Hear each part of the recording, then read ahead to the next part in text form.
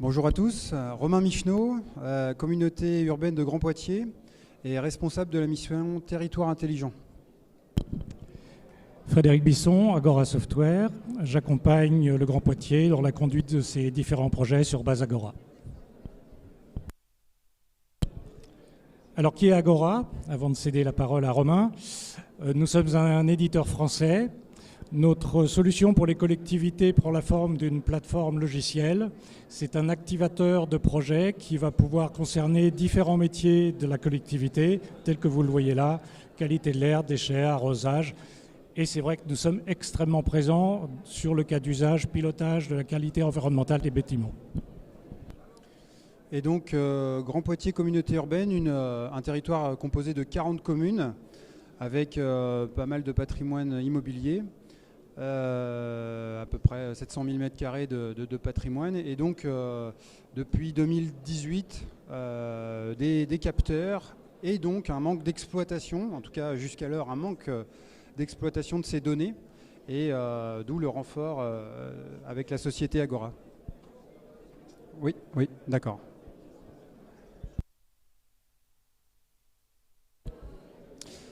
Donc pour vous parler des objectifs, en fait, ce qu'on a essayé de faire avec la société Agora, c'est de 4 piliers, en fait. C'est d'essayer d'améliorer la visualisation des données de ces capteurs qui ont été déployés dans le patrimoine bâti, avec la volonté particulière de challenger les usages du chauffage et des économies qui étaient associées à ce cas d'usage-là.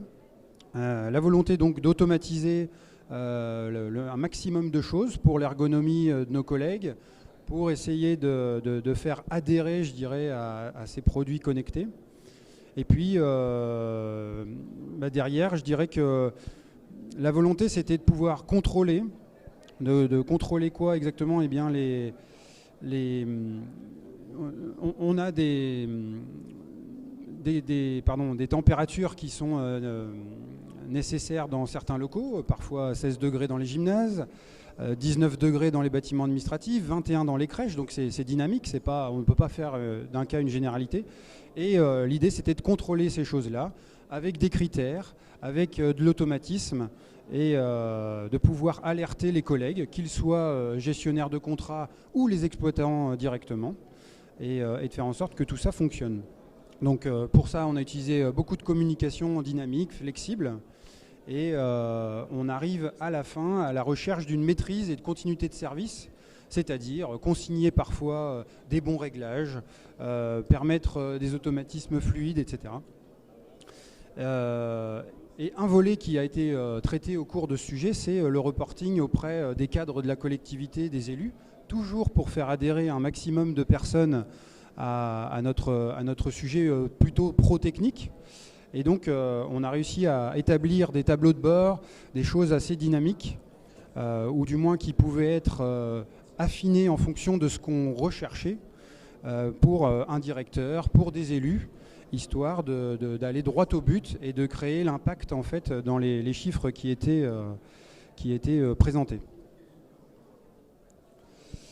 Donc là, on a un petit échantillon de la feuille de route, je dirais, un écosystème. On a travaillé sur une 50aine de bâtiments, environ 600 capteurs LoRa connectés, donc, et des calendriers d'occupation qui sont tous propres à chaque site.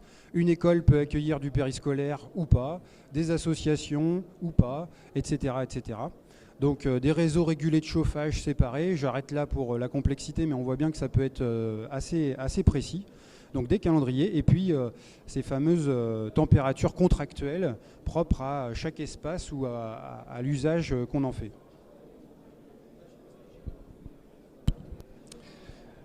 Alors ce que vous avez sous les yeux, c'est un synoptique fonctionnel de la solution déployée par Grand Poitiers.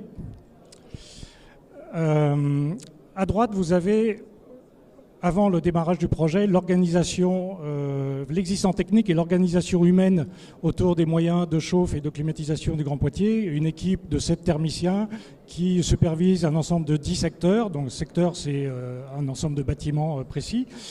Et derrière ces thermiciens, 4 prestataires, 4 délégataires qui porte des engagements et des niveaux de service P1, P2, P3, contrat de performance énergétique. Et intéressant de noter que le Grand Poitiers avait également, avant le démarrage du projet, déployé assez largement une GTB dans ses bâtiments. Alors, en quoi consiste le projet Agora? Il s'agit en fait d'aller chercher, identifier et activer toutes les sources d'économie euros, kilowatts, CO2, encore réalisables sans travaux. Et comment fait-on ça? En fait, on met en œuvre un pilotage par la vue usagée. Alors vous retrouvez au centre de la fleur la feuille de route qu'a mentionné Romain juste avant. Donc feuille de route égale calendrier estimé d'utilisation des espaces, mais qu'on va aller challenger. Et politique environnementale, donc température, CO2, hygrométrie souhaitée dans les différents espaces.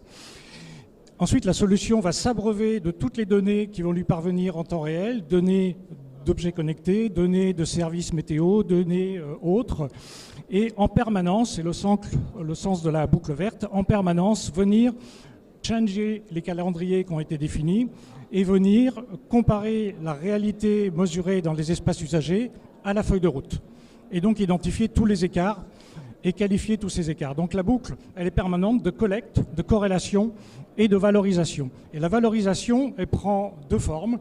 Une forme de communication temps réel à travers, dans le cas de Grand Poitiers, la plateforme Teams. Donc des messages en langage naturel sont envoyés vers l'équipe de thermiciens pour les avertir de dérives par rapport aux objectifs fixés. Et inversement, ces mêmes thermiciens peuvent interroger les données mesurées sur le même canal, Teams, en langage naturel, ce qui vient énormément simplifier et les aider au quotidien. Et puis la deuxième voie de valorisation des données, c'est à travers un cockpit.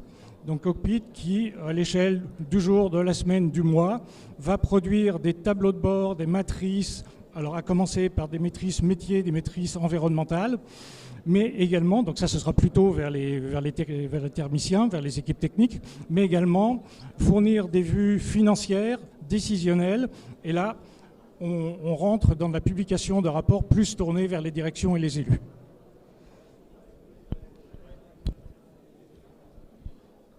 Donc là, on observe finalement ce qui est livré aux différents opérateurs au bout de la communication. Donc sur la vue smartphone de droite, on voit des alertes en fait, avec un référencement qu'on a choisi nous, on appelle ça des invariants liés au capteur qui permettent de savoir où nous sommes placés et donc de localiser l'alerte ou du moins de l'affecter à un certain local, voire même à certaines pièces. Et sur la vue de gauche, c'est en sens inverse, c'est plutôt de l'interrogation, où on vient appeler des informations. Là, typiquement, on appelle les informations de CO2 sur le centre technique communautaire, et la plateforme nous répond et nous délivre pour le gisement de capteurs qui est derrière, les données en temps réel. Ce terme est un peu galvaudé, mais en tout cas, les dernières mesures acquises de CO2 pour le centre technique.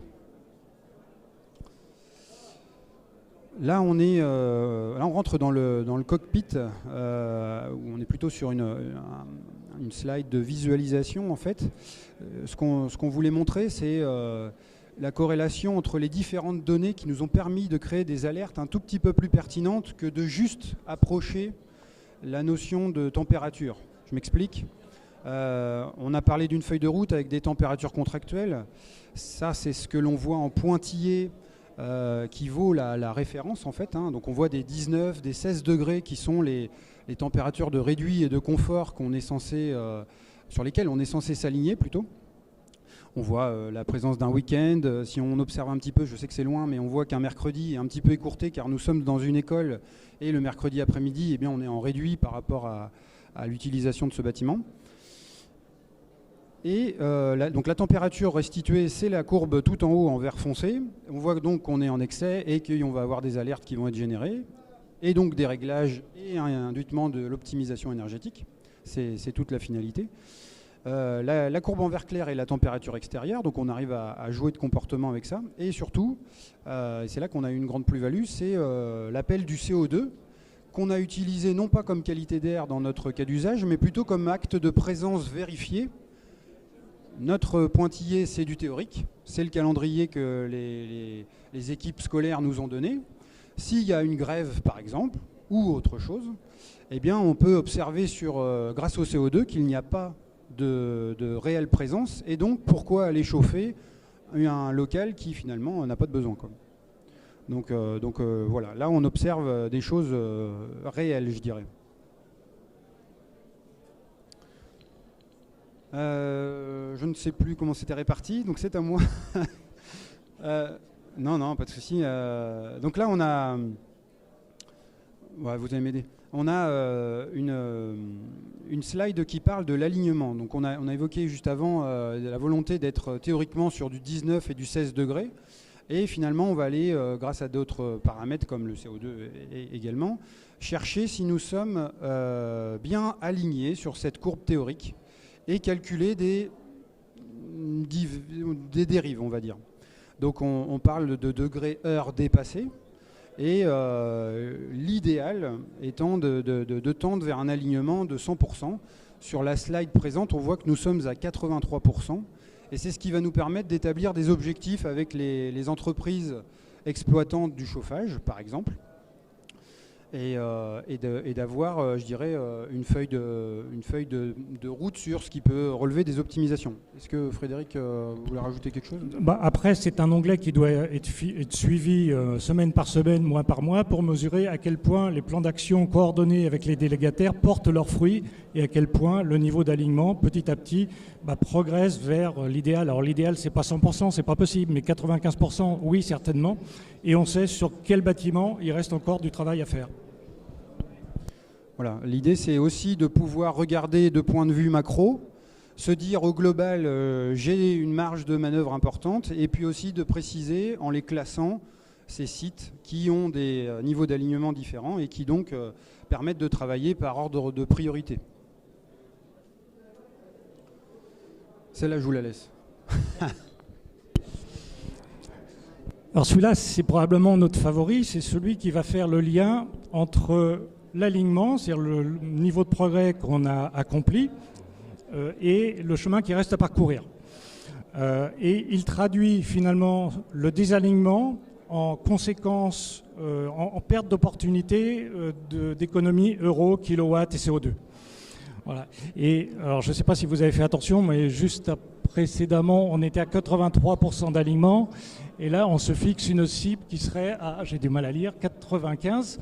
Voilà, on est capable de dire, je suis à 83% d'alignement. Si je me fixe un objectif à 95, vous le voyez sur la partie droite, vous voyez comment cela se traduira en termes d'économie kilowatt, CO2 et euros sur l'intégralité du parc bâti. Mais vous voyez aussi sur quel bâtiment en priorité ces économies vont pouvoir se faire, puisque tous les bâtiments ne sont pas au même niveau d'alignement, bien entendu.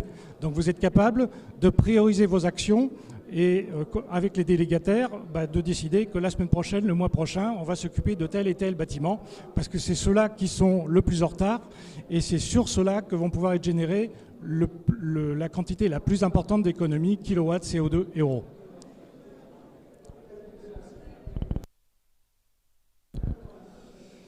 Et donc le partenariat avec Agora nous permet de plusieurs choses. Déjà de capitaliser ce qu'on vient de voir ensemble sur le chauffage particulièrement, mais d'y connecter ou d'enrichir le cercle autour de ces sujets de mesure de température, captage de CO2, puisqu'on a déjà mis un satellite là-dedans qui est la conservation des archives, en fait, où il y a une notion d'hygrométrie particulière. Nos capteurs mesurent l'humidité également, et donc on vient établir une forme de méthode ou de protocole qui permet de rester avec des valeurs très pro-métier archives et de challenger ce sujet-là. On a aussi parce que le capteur le permet, détecte de la présence, fait de la prévention de squat. Alors là, on n'est pas dans la centrale intrusion, hein, on a vraiment détourné le sujet et on a fait quelque chose de très immédiat et très facile à mettre en œuvre. Donc c'était ça l'intérêt particulier, moins coûteux donc, à la fois en temps et en dépenses de système. Et puis, pour vous parler de ce qui arrive, on a déjà un partenariat sur les îlots de chaleur urbains, îlots de fraîcheur urbains également, où les épisodes caniculaires qui viennent de se passer, mais qui, j'espère, ne se reproduiront pas, ça c'est un beau pari, nous encouragent à essayer de traiter ce sujet. On a des capteurs extérieurs aussi, qui mesurent de la température, qui mesurent des choses.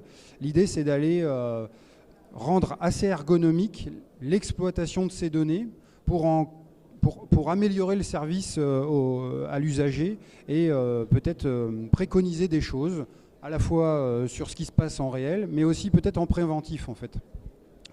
On a des choses sur la collecte des déchets, le trafic en ville, voilà, ça c'est les sujets qui viendront plus tard.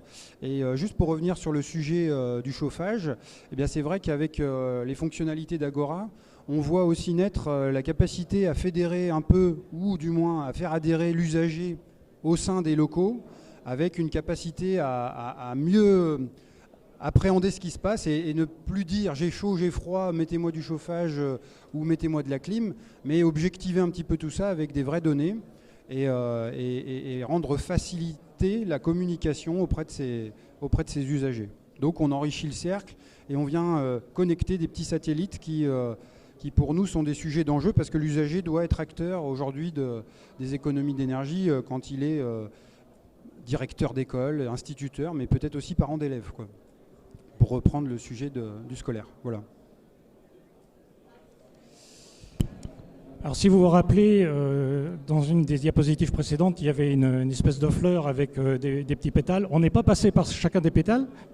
En revanche, on serait ravis de pouvoir vous accueillir sur notre stand qui est à 5 mètres de là pour pouvoir vous présenter plus complètement l'ensemble des fonctionnalités et de la valeur délivrée tant aux équipes techniques qu'aux directions et aux élus.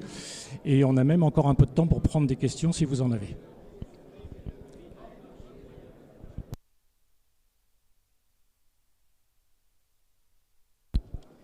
Alors on a pour le moment